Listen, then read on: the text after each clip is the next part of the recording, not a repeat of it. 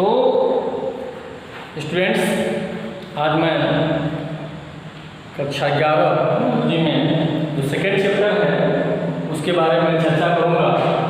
Chapter second चल रहा था और इसमें मैंने आपको बताया था कि किस प्रकार से हीटेकर ने जीवों को 5 जगत में बांटा और पांचों जगतों की कल विशेषताएं आपको बताया। आज मैं एक एक जगत को लेकर के चलूँगा और जो पहला जगत आपको मैंने बताया था वो मोनेरा बताया था। मोनेरा में आपको मैंने बताया था कि क्या विशेषताएं हैं। ये कोशिकी होते हैं, प्रोकैरियोटिक कोशिका के बने होते हैं और इनमें उसमें कोशिका गति पाई जाती है, उसमें नहीं पाई जाती है। ये स्वकोशी भी होते हैं, परकोशी भी होते हैं। ये लैंगिक और अलैंगिक दोनों तरह के जन्म करते हैं। तो इसकी मूल विशेषताओं को मैंने आपको बताया। अब जरा इसमें हम देखते हैं कि मोनेरा जगत में ये जो मोनेरा इसमें जो पाए जाते हैं जीव वो कितने प्रकार के होते हैं, उनकी क्या विशेषता है। तो जगत मोनेरा में जो पहला जीव हम देखेंगे वो है बैक्टीरिया। मोनेरा में जगत मोनेरा चल रहा है तो मोनेरा में सबसे पहले हम देखेंगे बैक्टीरिया के बारे में। ये बैक्टीरिया है। बैक्टीरिया जिसको कि जीवाणु कहते हैं, एरेनबर्ग ने इसकी खोज किसने किया? एरेनबर्ग ने बैक्टीरिया नाम दिया या खोज किया। एंटोनी वाले ने सबसे पहले इसको देखा और एरेनबर्ग ने इसका नाम जीवाणु रखा। अब यह जो बैक्टीरिया है वह कहाँ पाया जाता है? इसका आवाज देखते हैं। बहुत यूनिक ये जीव होते हैं जो काफी छोटे होते हैं और कहाँ पाए जाते हैं? ये कहा जाता है कि ओमनी प्रेजेंट होते हैं। ओमनी प्रेजेंट मीन्स हर जगह, सर्वव्यापी। ये क्या होते हैं? सर्वव्यापी, यानी प्रत्येक स्थान पर पाए जाएंगे जहाँ प्रत्येक स्थान का मतलब क्या हुआ? ये नभ में मिलेंगे, स्थल में मिलेंगे, जल में मिलेंगे, ये जमीन के अंदर मिलेंगे, ये गर्म झील के अंदर मिलेंगे, पहाड़ों पर मिलेंगे, यानी जहां भी आप देखेंगे जीवाणु मिलेंगे। इसलिए कहते हैं कि सर्वव्यापी होते हैं। अगर नहीं पाए जाएंगे, बहुत जमीन के अंदर जाएंगे तो नहीं पाए जाएंगे, या फ्रेश रेन वाटर होता है उसमें नहीं पाए जाएंगे, या अचार है, जैम है, जेली है उसमें नहीं पाए, नहीं तो ये प्रत्येक जगह पाए जाते हैं। ये इनका आवास है। अब इनका संरचना देखें क्या होता है। तो आप देखें जीवाणु को उनके संरचना के आधार पर हम 4 भागों में बांटते हैं। कहते हैं कि जीवाणु कोकस, दूसरा कहते हैं कि वैसिलस, तीसरा कहते हैं कि स्पाइरल है या फीताकार है, या कहते हैं ये कहते हैं कि कामा किया गया, कामा से कामा किया गया। तो आप देखें तो जीवाणु या तो इसको लिख सकते हैं गोलाकार, इसको लिख सकते हैं छड़ाकार। तो जीवाणु ये 4 प्रकार के होते हैं आकृति के नाम, या तो गोलाकार होंगे, या तो छड़ाकार होंगे, या तो फीताकार होंगे, या तो कामाकार। जो जीवाणु गोलाकार होंगे उसको हम कहेंगे कोकस, बहुवचन में कोकाई कहेंगे, एक वचन में कोकस। जो जीवाणु छड़ाकार होंगे उनको कहेंगे हम बैसिलस, एक वचन में बैसिलस और बहुवचन में बैसिलाई। और जो जीवाणु फीताकार होंगे अर्थात ये लंबे होंगे इनको हम कहेंगे स्पाइरम, इसको छड़ा करता है। और जो जीवाणु गामा की आकृति में होंगे गामा है, गामा के आकृति होंगे, इसको कहते हैं वीडियो।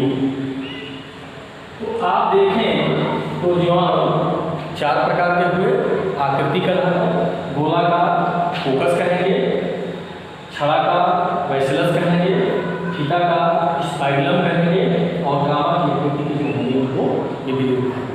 ये 4 प्रकार के ये जीवाणु हैं। अब जो जीवाणु होते हैं उनमें फ्लैजेला होता है चलने के लिए, कुछ में फ्लैजेला नहीं होता है। और ये जीवाणु चूंकि प्रोकैरियोटिक होते हैं, इसके बाहर एक मोटी भित्ति होती है, स्लाइम लेयर होती है, और इस स्लाइम लेयर के अंदर ये सेलुलोज, ये आपका कोशिका भित्ति होती है। इसकी कोशिका भित्ति म्यूकोपेप्टाइड की बनी होती है, सेलुलोज की नहीं बनी होती है। इसकी विशेषता होती है कि इसकी कोशिका भित्ति म्यूकोपेप्टाइड की बनी होती है। और जो अंदर की तरफ प्लाज्मा मेम्ब्रेन है, झिल्ली है, इसमें मीसोसोम पाया जाता है, फिंगर लाइक स्ट्रक्चर, और न्यूक्लियस इसका विकसित नहीं होता है। तो ये जो जीवाणु होते हैं, इनकी जो कोशिका भित्ति होती है म्यूकोपेप्टाइड की और मोटी होती है, इसके वजह से ये हर जगह व्याप्त होते हैं, पाए जाते हैं। और इसमें चलने के लिए कुछ जीवाणुओं में फ्लैजेला भी पाए जाते हैं। अब आप देखेंगे ये जो जीवाणु होते हैं, तो इन जीवाणुओं को आप पाएंगे कि 3 भागों में बांटा गया है, 2 भागों में बांटा गया है। एक कहते हैं यूबैक्टीरिया, और एक कहते हैं आर्कियोबैक्टीरिया।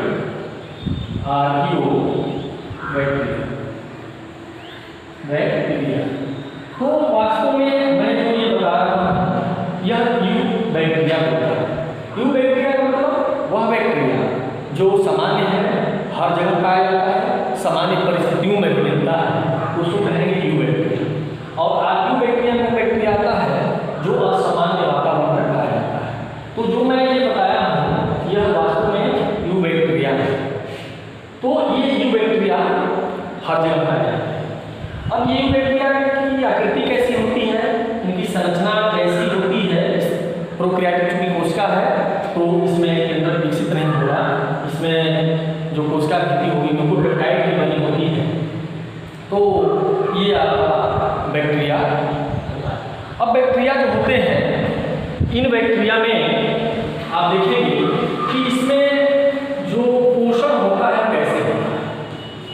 तो पोषण कैसे होता है बैक्टीरिया में? पोषण 2 प्रकार से होता है। ये स्वपोषी भी होते हैं और परपोषी भी होते हैं। स्वपोषी और परपोषी। स्वपोषी मैंने अपना भोजन स्वयं बनाया, परपोषी मैंने अपना भोजन स्वयं बनाया। अब स्वपोषी में 2 प्रकार से हो सकते हैं, या तो प्रकाश संश्लेषी होते हैं। प्रकाश संश्लेषी प्रकाश की सहायता से बनाते हैं, या तो दूसरा हो सकते हैं रसायन संश्लेषी हो सकते हैं। रसायन संश्लेषी में अपना भोजन प्रकाश की सहायता से नहीं, बल्कि कुछ रासायनिक पदार्थों को तोड़ कर बनाते हैं। जैसे नाइट्रोजन बैक्टीरिया नाइट्रोजन पदार्थ को तोड़ेगा, सल्फर बैक्टीरिया सल्फर पदार्थ को तोड़ेगा, आयरन बैक्टीरिया आयरन पदार्थ को तोड़ेगा, और उनसे जो ऊर्जा मिलेगी उससे भोजन बनाएगा। तो ये 2 प्रकार के होते हैं। प्रकाश संश्लेषी में क्लोरोफिल जैसा ही पदार्थ पाया जाता है, जिसकी सहायता से अपना भोजन बनाते हैं, क्लोरोफिल और बैक्टीरिया। परपोषी जो होते हैं वो मेनली 2 प्रकार के होते हैं। परजीवी होते हैं जो किसी दूसरे जीव को पाए जाते हैं, पादप या जंतु पाए जाते हैं, और विभिन्न प्रकार के रोग उत्पन्न करते हैं, कुछ चर्चा हम करेंगे। और दूसरा जो होते हैं वो मृतोपजीवी होते हैं, जो सड़े गले पदार्थों पर उगते हैं, उन्हें मृतोपजीवी कहते हैं। तो जीवाणु में पोषण स्वपोषी या परपोषी विधि द्वारा, दोनों द्वारा होता है। एक चीज और देखेंगे हम कि जीवाणु में जनन कैसे होता है। तो आप देखें जीवाणु में जनन जो होता है वह अलैंगिक द्वारा भी होता है, और अलैंगिक द्वारा। तो अलैंगिक में जनरली स्पोर फॉर्मेशन, स्पोर द्वारा, बीजाणु द्वारा, और एक होता है द्विविभाजन, विभाजन। जब वह फेवरेबल कंडीशन में रहेगा, अनुकूल स्थिति में, उसमें विभाजन द्विविभाजन होगा। यानी इसमें जो बैक्टीरिया है उसका बैक्टीरिया का केंद्र 2 भागों में बट जाएगा,